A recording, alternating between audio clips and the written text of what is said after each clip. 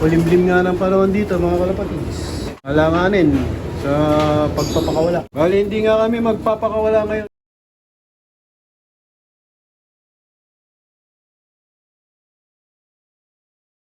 Makulimlim na umaga mga kalapatids. Maraming salamat sa Kalapatids Breeder and Flower Mix ni Boss Ronald Gonzalez.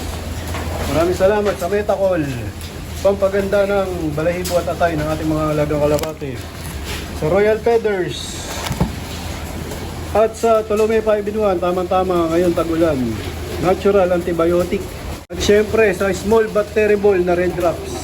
Pamatay ng hanip at kuto. Isang patak lang, tanggal ang kuto na isang katutak. Kasalukuyang nagpapakain na si JJBK ang sako lang. Siyempre, walang iba yan kung hindi ang Kalapatids Breeder Mix. Breeder Mix na ngayon yung pinapakain namin kasi nga mga nagde-develop yung kanilang mga muscle dito. Yung mga ano nga dito, young bird. Tsaka mga naglulugo niyan, mga Kalapatids, kailangan nila ng protein. Yun din dito sa aming mga stock na barako. Saka mga stock hen nandun. Ang dami na. Mga ano din to mga kalapatids. Naka breeder mix. Saka naka metacol. Kasi nga mga nagmo-molt nga sila. Molting season nga ngayon mga kalapatids. Ayan, panahon na ng ano, paglugon. Unti-unti na namin silang pinapahinga. Oh, pinakalusot. Jackpot yan. Puro hen yung nandito. Uy, pa naman, dami pa naman yan. Dami pa namang hen yan. Mga bumultis na lahat yan. Ayan yung ano, sistema namin ngayong panahon ng tag-ulan o molting season. Breeder mix saka metacol. Para maging maganda ang tubo ng kanilang mga balahibo. Dito, halos ano, baklas na lahat. Ilang pares na lang to. Isa, dalawa, tatlo, apat, lima, anim. Bali itong paresa na major pain mga kalapatids. Babaklasin na namin to. Di nila napisa yung itlog nila. Pero may nakuha na akong ano dito, isang anak. Nandito nga yun, checkered sa dulo. Maganda. Isa lang na kinabuhan yan. Tapos itong isa na to, na blue bar na nasa gitna, major pain din yan. Tapos ito yung mga bagong baba. Bali, ano yan, napatakan na namin ng red drop. Siyempre, laging naka-red drop yan. Dito may bagong pisa. Ano nga to, line breed na inbreak. Ayun, nag-iisa lang. Ayan, maganda nga yan. Iisa lang na sinusubuan ng magulang. Lagyan mo ano to, JJBK. Ng tabako. Malalakas kumain, no? Ito, nilagyan ni JJBK ng tabako stocks ni JPH Look. Habang ano pa, inakay, ganyan.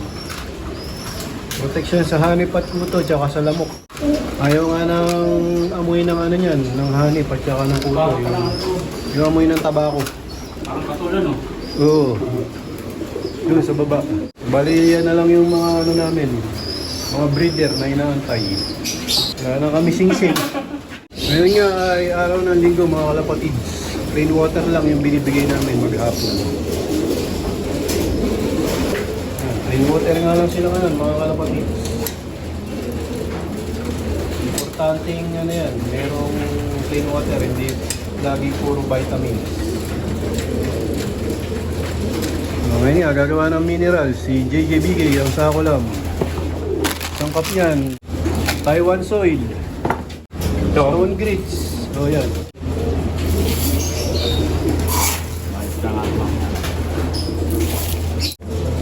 Top condition, pink minerals.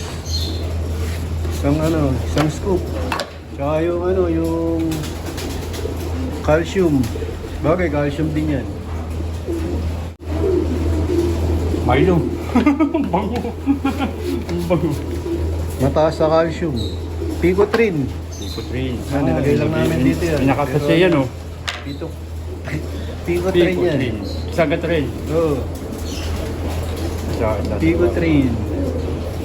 Tapos lagyan mo konti nito.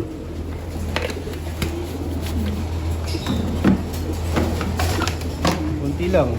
Ano nga yan? Cinnamon, mga kalapatids. Yan, ganyan lang karami. Cinnamon. Ilagay lang namin sa ano, ilipat lang namin lalagyan. Hindi talaga niya lalagyan. Yan, gustong gusto ng kalapate yan. Naubusan lang kami ng ano, ng small seeds. Nilalagyan din namin ng small seeds yan pag meron kami small seeds. Yun yung ano, version namin ng all-in-one minerals. Yan, papakainin ng minerals. Every other day nga ang pagbibigay namin ng minerals, hindi araw-araw. Hindi tayo namin maubos lahat.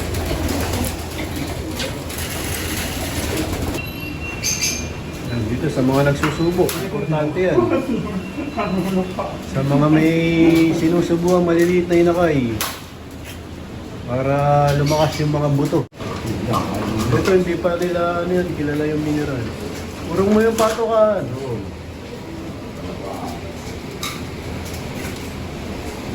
Yung breeder ang ano, paborito yan.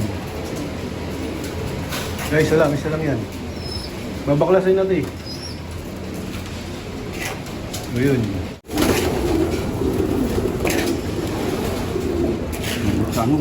Kain na sila ng minerals. Nagbabaan ng lumabas si JJBK yung sakulam. Ito, minerals din yan, mga kalapatid. Importante yan, dapat kompleto. Kasi nga, mga naglulugon yan. Dapat lahat ng kailangan ng katawan nila, maibigay natin sa kanila. Time check, 8:42. Yan, napaka-kulimlim nga ng panahon dito, mga kalapatids. Bali, hindi nga kami magpapakawala ngayon kasi nakaschedule silang bakunahan. Pero ano, makulimlim din yung panahon. Kaya talagang hindi sila mapapakawala. Kasi nga baka ano, hindi sila magpasukan kagad.